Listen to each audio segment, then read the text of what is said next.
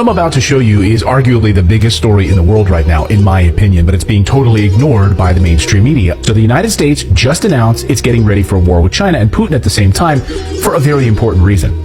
Chinese President Xi Jinping and Russian President Vladimir Putin are about to completely alter the international power structure and the monetary system. This is why they're getting ready for war. No other reason.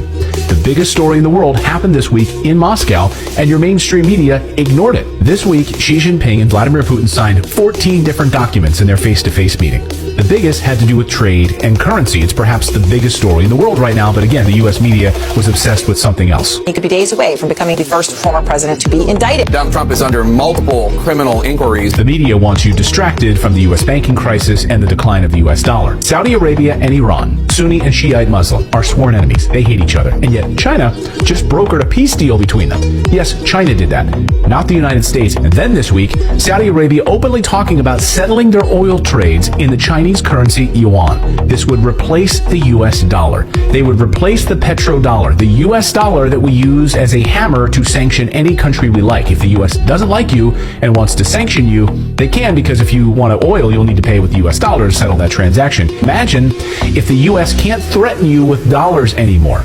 All they have left are weapons, and there's nothing more dangerous than a person losing power.